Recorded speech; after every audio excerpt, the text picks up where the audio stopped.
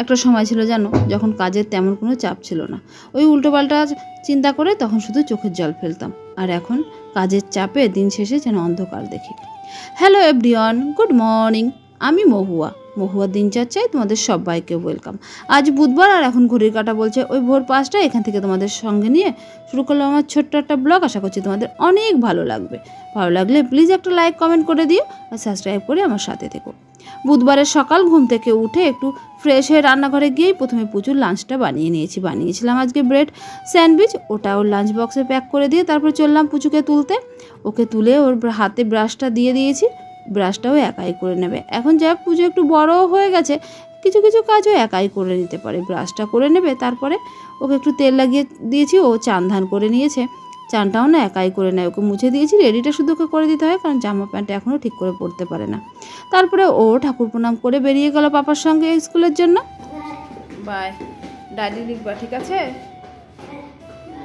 By, have a good day, bye. পুচুকে স্কুলে দিয়ে দাদু এসে গেছে ঘরে। তারপরে এলাম একটু চা নিয়ে ঘরে। আমি না এখন চাটা খাচ্ছি না। গুবলু হওয়ার পর থেকে এত পরিমাণে উল্টোপাল্টা খাওয়া হয়েছে যে পেটের অবস্থা ভীষণ খারাপ, মানে পেটটা না অনেকটাই বেড়ে গেছে। সেই জন্য এখন আমি মিষ্টি জাতীয় জিনিস খাচ্ছি না বললেই চলে। সেই জন্য চাটাও না এখন আমি কমই খাচ্ছি। তাই আমি খাচ্ছি অ্যাফ্রেশ। যাই হোক, আমি আর দাদু দুজনে মিলে অ্যাফ্রেশটা খেয়ে নিয়েছি। আর এদিকে গুবলু আজকে অনেকটা লেট করে উঠেছে, যার জন্য সকালে আর বিছনা তুলতে পারিনি। চা খেয়ে একদম বিছনাপত্র সমস্ত গুছিয়ে নিয়েছি। কিছু জামা কাপড় ছিল সেগুলো নিয়ে মেশিনে দিয়ে চলে গেলাম রান্নাঘরে। গিয়ে সকালের খাবারের জোগাড়জান্তি করে নিয়েছি। আজকে সকালে খাওয়ার জন্য বানিয়ে নিয়েছিলাম ওটস চিলি। ওটসটাকে একটু মিক্সচারে দিয়ে পেস্ট করে নিয়েছিলাম, তাহলে না চিলিটা বেশ ভালোই হয়। সাথে বানিয়েছিলাম চা। যাই হোক, চা একটু বেশিই ছিল, ফেলে দেবো সেই ভেবে নিজেও খেয়ে নিলাম। তারপরে দাদুর সাথে একটু যা টুকটাক আলোচনা ছিল সেগুলো করে নিয়েছি। আর আজকে যেহেতু ছুটির দিন, ছুটির দিনের জন্য কিছু কাজ আমাদের জমানোই থাকে। সারা সপ্তাহ যে কাজগুলো করা হয় না সেগুলো না ছুটির দিনে করে ফেলি। তাই সেই কথাগুলোই দাদুর সাথে আলোচনা করে নিয়ে আমি খেয়ে দিয়ে চলে গেলাম রান্নাঘরে গিয়ে বসিয়ে দিয়েছি দুপুরের রান্না। মাছটা ভেজে নিয়েছি। ওই 3 পিস রুই মাছ ছিল আর 2 পিস না ওই পাবদা মাছ ছিল। তাই ভাবলাম আবার আলাদা আলাদা কী করবো, কারণ দাদু তো খাবে না, আমার জন্যই করতে হবে। তাই একটু বেগুন কেটে নিয়েছি, বেগুন দিয়ে না পাবদা মাছের ঝোলটা করব। এই বেগুন দিয়ে পাবদা মাছ আর ওই রুই মাছের ঝোল একই সঙ্গে করে নেব।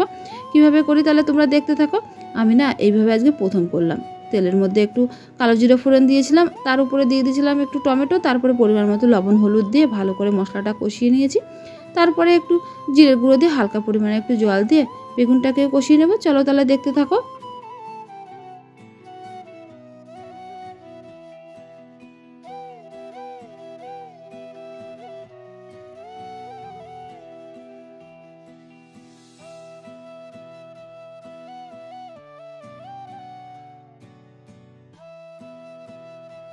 বেগুনটাকে ভালো করে কষিয়ে নিয়ে অল্প পরিমাণে ঝোল দিয়ে দিয়েছি। বেগুনের তরকারিতে কিন্তু আবার বেশি ঝোল ভালো লাগে না। উপর থেকে দিয়ে দিয়েছিলাম একটু লঙ্কা কেটে। ঝোলটা জাল উঠলে মাছটা দিয়ে কিছুক্ষণ জাল করে নিয়েছি। নামানোর আগে দিয়ে দিয়েছিলাম ধনেপাতা। এভাবেই না রান্না করেছিলাম, খেতে কিন্তু বেশ লেগেছিল। তোমরাও ট্রাই করে দেখতে পারো বাড়িতে। আমার মাছের ঝোল তো হয়ে গেল। এবার আমি দাদুর জন্য করব ডিমের ঝোল। ডিমটা না আগেই সিদ্ধ করে রেখেছি, এখন শুধু ঝোলটা করব। একটা সময় ছিল জানো, যখন তেমন কোনো কাজ না থাকায় শুধু উল্টোপাল্টা চিন্তা করে চোখের জল ফেলতাম। আর এখন দেখো এত পরিমাণে কাজের চাপ যে উল্টোপাল্টা চিন্তা তো দূরে থাক, দিন শেষে না নিজেকে ভীষণ ক্লান্ত বলে মনে হয় যেন কান দিয়ে ধোঁয়া বেরাচ্ছে। যাই হোক, এদিকে রান্নাবান্না কমপ্লিট করে রান্নাঘরটা পরিষ্কার করে নিয়ে সমস্ত গোছগাছ করে নিয়ে চললাম। মানে অ্যাকোরিয়ামটা পরিষ্কার করব। টিভির নিচে যে অ্যাকোরিয়ামটা আছে ওটাকে কদিন ধরে ভাবছি ওটা পরিষ্কার করব, কিন্তু সময় আর সুযোগ হচ্ছে না, জন্য করতে পারছি না। আজকে যেহেতু দাদু বাড়ি আছে তাই ভাবলাম দুজনে মিলে পরিষ্কার করে ফেলে তাড়াতাড়ি হয়ে যাবে। এর মধ্যে না 6টা মাছ ছিল। এত গরম পড়েছে যার জন্য 4টে মরে গেছে আর 2টো আছে।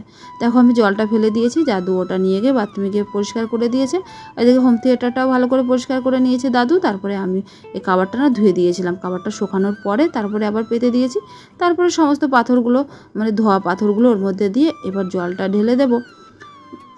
এই বাথরুমের জলটা না ভীষণ গরম হয়ে গেছিলো, তাই আবার ওই পাশের বাথরুম থেকে জলটা নিয়ে এলাম।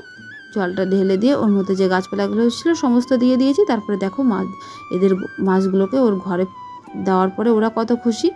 সবাই না নিজের ঘরকে কত ভালোবাসে। এদিকে পুচুও না এসে গেছে বাড়িতে, এসেই বলছে ওর খিদে পেয়ে গেছে। তাই তাড়াতাড়ি করে এই কাজগুলো কমপ্লিট করে নিয়ে আমিও চললাম চান করতে। চান ধান করে এসে তারপর চললাম রান্নাঘরে। সমস্ত ভাত বেড়ে নিয়েছি। রান্না হয়েছিল আজকে আলু ভাজা, মাছের ঝোল আর ডিমের ঝোল। চলো তাহলে আজকে এটুকুই, আমরা খাওয়া দাওয়া করে নিই। দেখা হচ্ছে আর একটা নতুন ভিডিওর সাথে। ততদিন তোমরা ভালো থেকো, সুস্থ থেকো, আর আমার পাশে থেকো, কেমন? টাটা।